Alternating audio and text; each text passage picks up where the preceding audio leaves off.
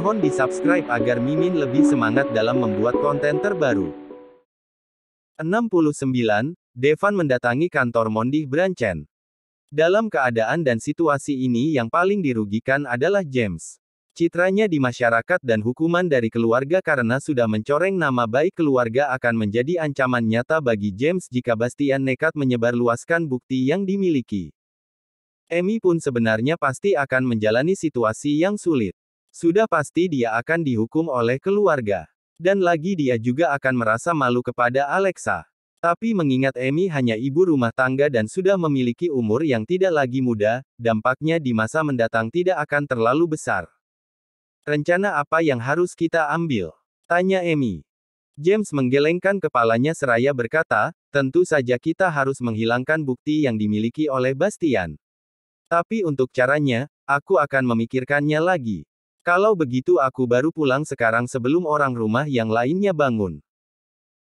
Tapi Bastian masih ada di luar atau sudah pulang? Tanya James. Aku pikir dia sudah pulang. Soalnya tadi aku melihatnya berjalan ke ruang tamu, kata Amy. James menganggukkan kepalanya seraya berkata, bagus kalau gitu. Devan kini pulang ke rumahnya dan langsung menuju ke kamar orang tuanya. Dia tidak peduli kalau sekarang sudah pukul 2 malam, dia harus menceritakan apa yang baru saja terjadi padanya kepada sang papa. Papa, ini Devan. Devan ada perlu sama papa. Ucap Devan seraya mengetuk pintu kamar. Tidak lama kemudian pintu kamar dibuka-buka dan sosok pria berperut buncit dan berkepala botak di bagian tengahnya, keluar dengan wajah yang memerah. Kamu ini enggak tahu waktu, ya? Jam berapa ini? Bukannya tidur malah ngebangunin orang. Geram Arya, sang wali kota. Maaf Pak, tapi ini penting banget. Ada orang yang berani mukulin Devan. Papa lihat wajah Devan, memar seperti ini.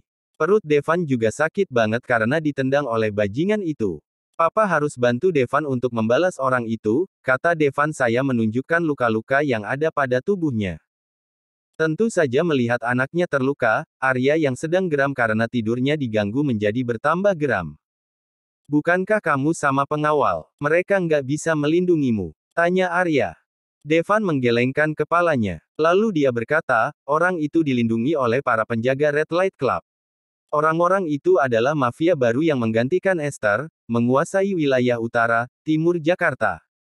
Apa? Dia dilindungi oleh para mafia? Siapa orang itu? Tanya Arya. Namanya Bastian. Sebenarnya dia hanya orang biasa, masuk ke Red Light Club saja hanya numpang dengan wanitanya, tapi tingkahnya itu seperti dia orang yang berkuasa. Bahkan dia sampai menantang papa untuk datang menemuinya. Dia bilang dia ingin tahu apa yang papa bisa lakukan kepadanya, jelas Devan. Arya mengepalkan tangannya dengan sangat keras. Kini dia dipenuhi dengan emosi yang membakar seluruh tubuhnya. Brengsek, beraninya dia menantangku. Geram Arya. Devan mengangguk dan berkata, makanya aku mengadu sama papa. Sekarang papa harus ngebuktiin dan menunjukkan apa yang papa bisa lakukan. Orang itu harus diberi pelajaran agar kapok. Arya menganggukkan kepalanya. Lalu dia berkata, ya sudah kamu balik ke kamarmu dan beristirahat. Obati juga luka-lukamu biar cepat sembuh. Pagi nanti papa akan menyuruh anak buah papa untuk mencari orang itu dan menyeretnya ke hadapan papa. Devan tersenyum dengan sangat lebar. Dia sangat senang sekali melihat papanya begitu emosi kepada Bastian. Dengan begitu, Bastian tidak mungkin bisa selamat, karena sekalinya Arya bergerak dengan penuh dendam, semua lawan akan dilibas. Baik Pak, aku masuk ke kamar, ya. Maaf ganggu tidur papa, ucap Devan. Arya menganggukkan kepalanya sambil berkata, iya. Keesokan pagi, Devan baru sampai di perusahaan properti warisan yang diberikan oleh sang ayah kepadanya, Citra Pelangi. Baru dia memasuki lobi, seorang wanita yang mengenakan pakaian formal yang ketat hingga menunjukkan dadanya yang membusung, datang menghampiri. Wanita itu adalah asisten pribadi Devan. Selamat pagi Pak Devan, sapa wanita itu. Devan hanya menganggukkan kepalanya tanpa memberikan respon yang lain.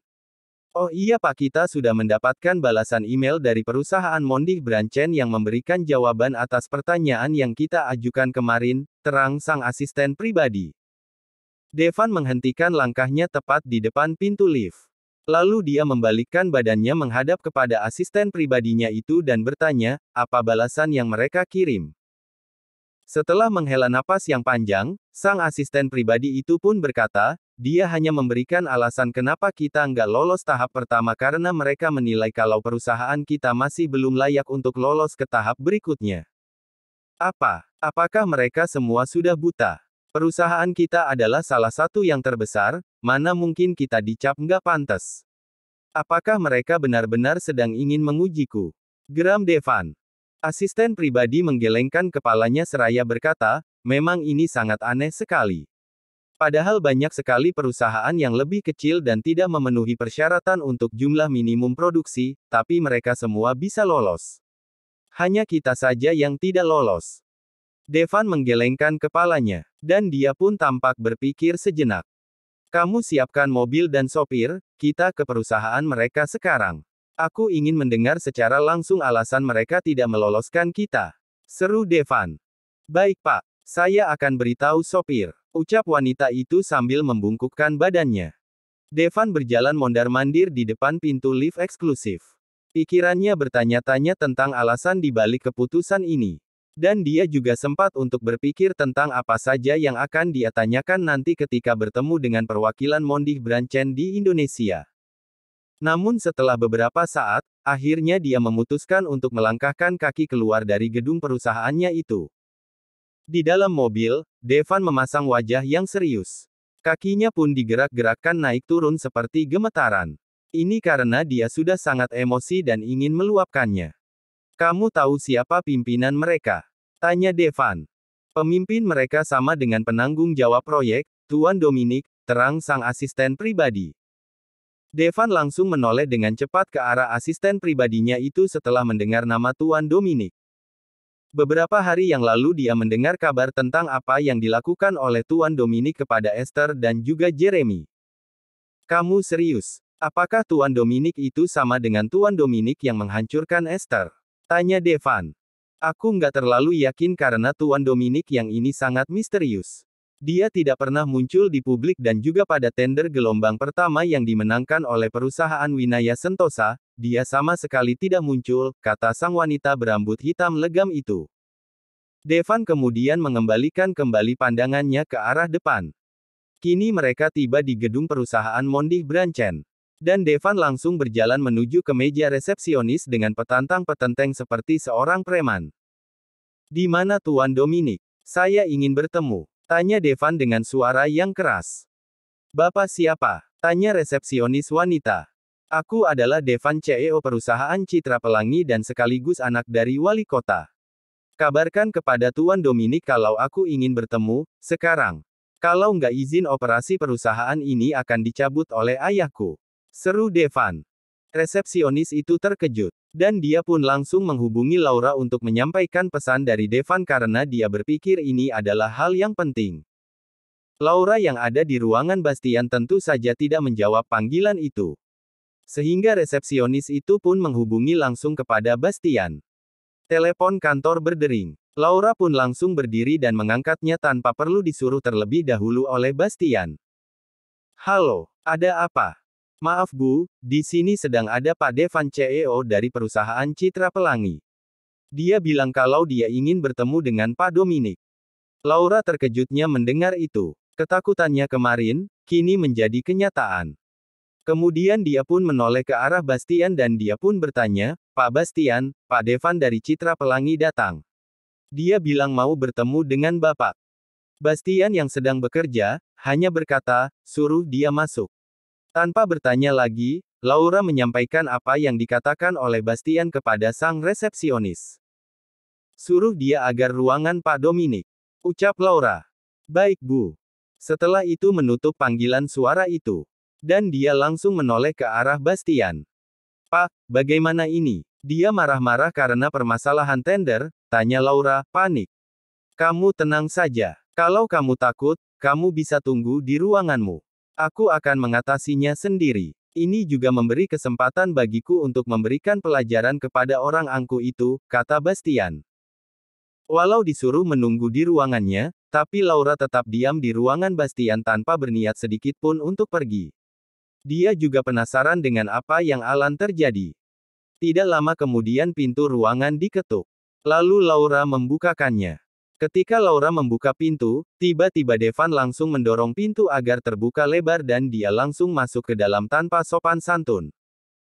Tuan Dominic, kamu, Bastian. Devan yang sudah akan meledak, terkejut melihat sosok Bastian sedang duduk dengan kaki yang diletakkan di atas meja kerjanya. Devan, kita bertemu lagi. Apa kabar pipimu? Sapa Bastian dengan tenang. 70, mencabut izin usaha dua perusahaan. Belum hilang keterkejutannya, ini dia harus mendengar sapaan menyebalkan dari Bastian dan ini sukses membuat Devan bertambah marah. Bajingan, ngapain kamu di sini? Aku mau bertemu dengan Tuan Dominic, bukan pria sampah sepertimu. Pekik Devan.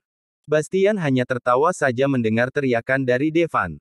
Jangan berlagak sok berkuasa kamu. Gaya-gayaan, duduk seperti bos. Gak ada pantas-pantasnya, tahu. Lanjut Devan dengan wajah yang memerah. Setelah itu Devan menoleh ke arah Laura dan berkata, kenapa kamu diam saja, ada orang asing di dalam ruangan Tuan Dominic. Cepat usir dia dan panggil Tuan Dominic ke sini. Aku ingin bertemu dengannya, ini sangat penting bagi dia kalau urusannya masih mau berjalan di sini. Kalau nggak mau menemuiku, aku akan minta ayahku untuk mencabut izin perusahaan kalian. Selalu ancaman seperti itu yang dikeluarkan oleh Devan untuk menakut-nakuti musuhnya yang berasal dari kalangan pengusaha. Mohon maaf Pak Devan, tetapi Bastian adalah Tuan Dominic. Dia adalah Bastian Dominic, jelas Laura. 2R. Devan sangat terkejut mendengar keterangan dari Laura kalau Bastian adalah Tuan Dominic. Apa? Kamu jangan bercanda. Mana mungkin pria sepertinya adalah Tuan Dominic. Devan menolak untuk percaya. Laura menggelengkan kepalanya seraya berkata, saya sama sekali tidak berbohong, Pak. Devan, akhirnya kita percaya kalau Bastian itu adalah Tuan Dominic. Bastian menurunkan kakinya dari meja. Lalu dia mencondongkan tubuhnya serta menyadarkan dua tangannya di atas meja. Kenapa kamu sama sekali tidak percaya kalau aku adalah Tuan Dominic? Memangnya ada apa dengan Tuan Dominic? Sepertinya kamu sangat takut kepadanya. Tanya Bastian dengan mengangkat kedua alisnya. Devan menghampiri Bastian. Lalu dia menggebrak meja Bastian dengan sangat keras. Jadi kamu adalah Tuan Dominic. Jangan berpikir kalau kamu bisa menghancurkan Esther dan membunuh Jeremy, aku akan takut padamu, kata Devan. Aku sama sekali nggak takut. Bastian mendengarkan kedua tangannya sambil bertanya, memangnya aku sedang menakut-nakutimu? Kamu jangan berlagak gila. Posisimu saat ini nggak akan bertahan lama. Aku akan menyuruh ayahku untuk menekan perusahaan Mondih Branchen untuk mengganti pemimpinnya. Jika mereka tidak mau, papa aku akan mencabut izin usahanya, ancam Devan. Hahaha, ternyata benar apa yang kukatakan semalam kalau kamu hanya seorang pria yang berlindung di bawah ketiak seorang ayah. Untuk masalah seperti ini saja kamu harus berlindung pada ayahmu itu, kata Bastian. Dengan emosi yang sudah memuncak dan untuk membalas apa yang dilakukan oleh Bastian semalam kepadanya, Devan melesatkan sebuah pukulan ke arah wajah Bastian. Namun pukulannya itu sangat lemah sehingga membuat Bastian dengan mudah menahan pukulannya dengan tangan kiri dan mencengkram tangannya. Devan berusaha menarik tangannya untuk melepaskan diri dari cengkraman Bastian, namun dia tidak bisa melepaskannya karena cengkraman itu sangat kuat. Kamu mau main kekerasan? Apa kamu yakin? Tanya Bastian. Devan terdiam. Tubuhnya bergetar karena penuh emosi namun tidak bisa tersalurkan. Dia tahu dengan sangat jelas kalau dia tidak bisa mengalahkan Bastian dengan adu fisik. Oleh sebab itu dia merencanakan hal lain. Bastian melepaskan tangan Devan setelah tidak ada jawaban dari pria tersebut. Aku pikir kamu ke sini untuk sebuah bisnis. Apa yang ingin kau bicarakan? Tanya Bastian. Devan mengambil gelas yang berisi air mineral dan menuangkannya ke laptop Bastian.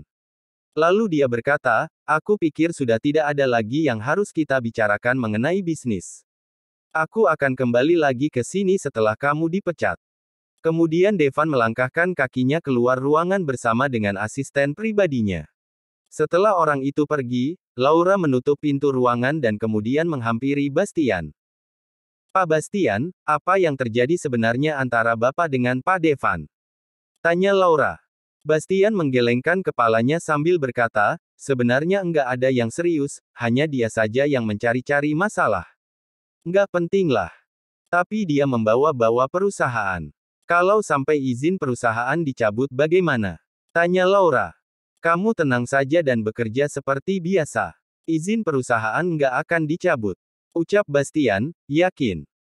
Arya baru selesai rapat dengan para bawahannya. Dan kini sedang berjalan menuju ke ruangan wali kota tatkala seorang pria yang mengenakan setelan formal berwarna hitam-hitam menghampirinya. Siang Pak Wali Kota, saya sudah mendapatkan informasi tentang seseorang yang Bapak perintahkan untuk diselidiki tadi pagi. Ini via berkasnya, ucap pria itu. Arya menghentikan langkahnya lalu dia mengambil berkas yang diberikan oleh anak buahnya itu dan langsung membacanya. Wali kota sungguh terkejut ketika melihat kenyataan bahwa Bastian adalah menantu dari keluarga Winata. Keluarga Winata yang sudah lama tidak terdengar namanya belakangan ini mulai santer terdengar kembali setelah mereka berhasil memenangkan tender dari perusahaan besar Mondih Branchen walau pada akhirnya kontrak mereka harus berakhir sebelum dimulainya kerjasama. Apa kamu yakin, Dito? Tanya Arya. Sangat yakin, Pak. Dan ternyata semalam wanita yang dibawa oleh Bastian dan menjadi sebab dari perselisihan di antara Bastian dengan Devan adalah adik iparnya Bastian, namanya Cynthia, jelas Dito. Baiklah. Kalau begitu cabut izin usaha perusahaan Winata Sentosa. Aku dengar istrinya menjadi salah satu bagian penting perusahaan. Dengan begitu pihak Winata akan mendesak istrinya Bastian dan kemudian istrinya itu akan mendesak Bastian untuk meminta maaf kepada Devan. Di saat itu, aku akan menghukumnya dengan sesuatu yang nggak pernah dia lupakan, kata Arya. Dito berkata, mohon maaf Pak Wali Kota, sebenarnya istrinya yang bernama Alexa sudah dikeluarkan dari perusahaan Winata Sentosa karena permasalahan internal. Tapi sekarang dia sudah membuat perusahaan baru bernama Lion Teknologi. Apa perlu aku juga mencabut izin usaha dari perusahaan istrinya? Tiba-tiba suara seorang pria datang dari arah belakang. Sudah seharusnya seperti itu. Dan aku pikir enggak cukup sampai dengan dicabutnya izin perusahaan mereka. Tapi aku ingin hukuman yang lebih, kata Devan. Arya dan Dito menoleh ke arah Devan dan dia menyadari kalau dia sudah salah tempat untuk membicarakan permasalahan ini karena mereka di luar. Ayo kita masuk ke ruanganku. Seru Arya. Ketiga orang itu pun melangkahkan kakinya masuk ke dalam ruang wali kota. Jadi maksudmu bagaimana? Kamu ingin menghukum Bastian dengan menyakitkan. Papa sudah memikirkannya, tenang saja.